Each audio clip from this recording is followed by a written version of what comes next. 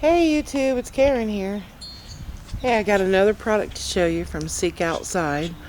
I just got my lightweight two-man teepee. This is what I'll be using for my solo teepee tent. My MSR is still at the seamstress, so can't go out with the kids with it yet, but I did get this one in and I ordered it with a stove jack. Weighs 2.2 pounds. Ripstop nylon, so let me get it out and show it to you up close because I am really impressed with this.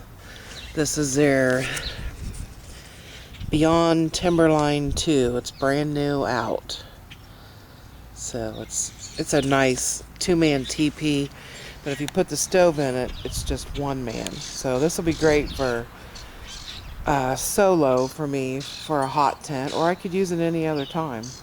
So let me get it up and show you. It's great.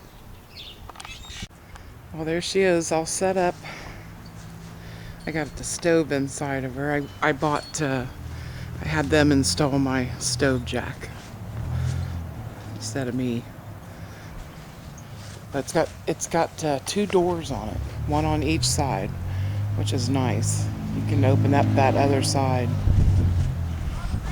Nice stitching work, Velcro. Once you get it zipped up, it just flops over there. It's got 13 tabs to stake it down. Really done nicely.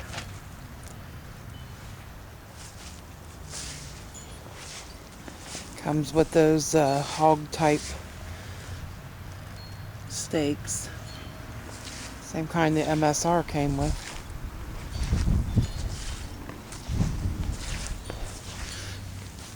This is the other door on the other side.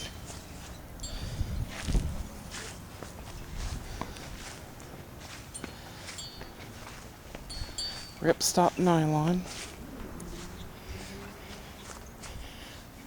You can also get a nest, order it separate for summertime, which I'm going to do for the inside.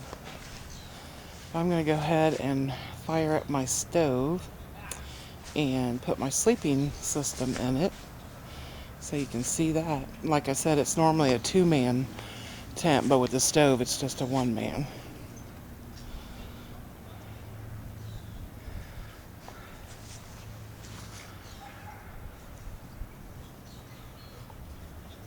What I like about it is this loop right here.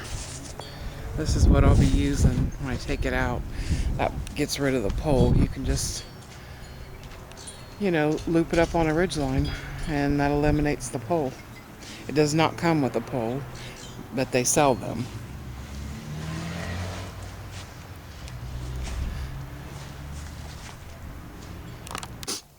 Okay, it's nighttime. I went ahead and took the stove out because I wanted to try out my sleep system and know whether or not I needed to add to it or if what I bought was going to be okay. But what I got down is the tarp that you saw this afternoon. Then I have some heavy-duty space blanket down. And then I have the X-Bed 7. This is a down-filled air mattress. Then my sleeping bag I bought for this year it's just a Coleman product, but it's the Big Basin Extreme Weather Bag, I believe. Good to 20 degrees. It's about 30 degrees out tonight, I believe. I'll have all the stats in the description, but I'm just going to use that and then just my normal clothes that I might be wearing. I'm not going to wear a jacket or nothing. I've got a couple layers on, and I have my hat and gloves there just in case, but I just want to see how warm I stay. They say these X-Beds are really good.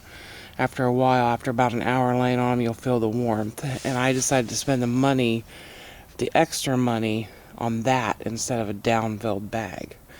There's a lot of people that don't like down-filled bag. If they get wet, you're hosed. So I opted to spend my extra money on the X bed. Sounded like a good idea, and I get the comfort from the air mattress because I can't sleep on the ground anymore. So I'm going to curl up in this blanket and see what happens.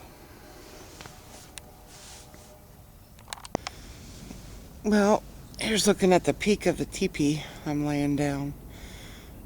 I can already tell you I am really impressed with both the X-Bed 7 and the sleeping bag. I love how I can almost crawl into this sleeping bag and zip it all the way around me. It's really nice. The first one I had was called a Susie Sport Mummy Bag. And I never knew this, but it was actually advertised as an extra small mummy bag. And I hated it. I could not stand it. It was just, I don't know, too constricting. I couldn't move at all. And that's why I went for a different bag this time. But this X-Bed feels like I'm laying on a electric blanket. That's what it feels like. If I'm on my side, my back gets kind of cool, and all I do to warm it up is turn over and lay on my back. But it's really nice. I'm really impressed with it so far. I really like it. So I'll check back with you in the morning. 5:30 in the morning. We have 28 degrees, 15-mile-an-hour winds.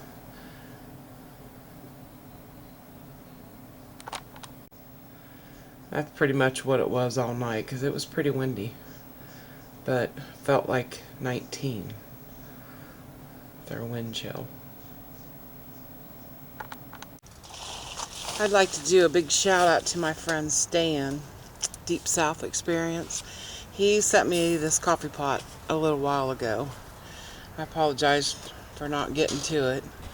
My mom's been sick again. She had triple bypass and been in the nursing home for a while, so that's why I haven't been around quite a bit. But he sent me a care package. It's been, like I said, a couple months ago, and this coffee pot was in it.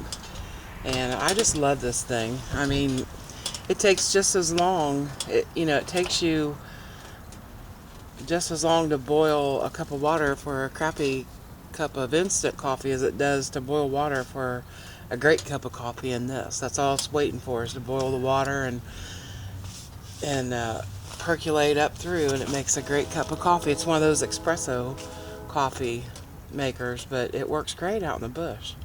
Comes apart, so it's easy packed in your pack. Just makes just one cup, but it's a good cup of coffee. But if you don't know Stan, I'll put his channel up in the video and down in the description. Go check him out. Say tell him Karen said hi and sent you over. But he sent me that a while ago. So thanks a lot, Stan. I appreciate it. Nothing like a good cup of bush coffee.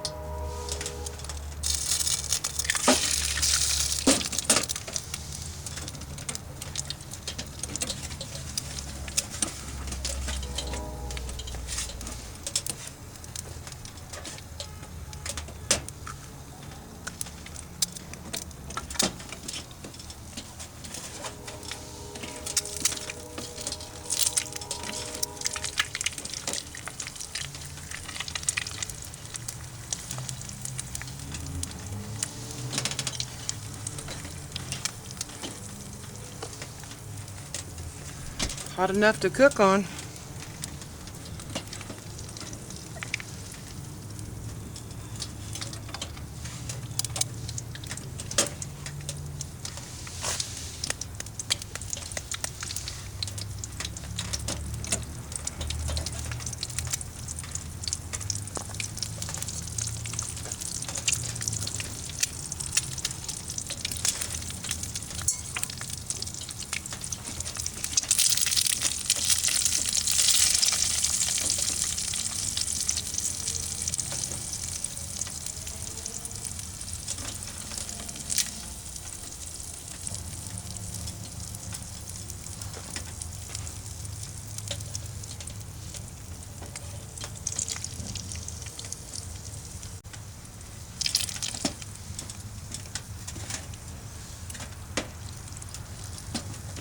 Over easy.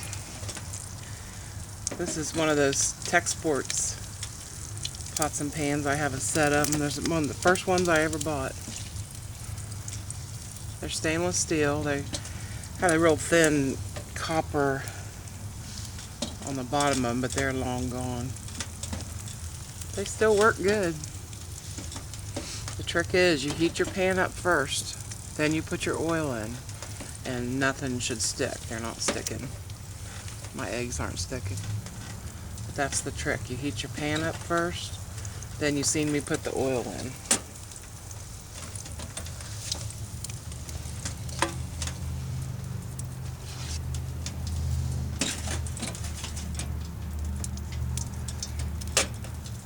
A little bit more in.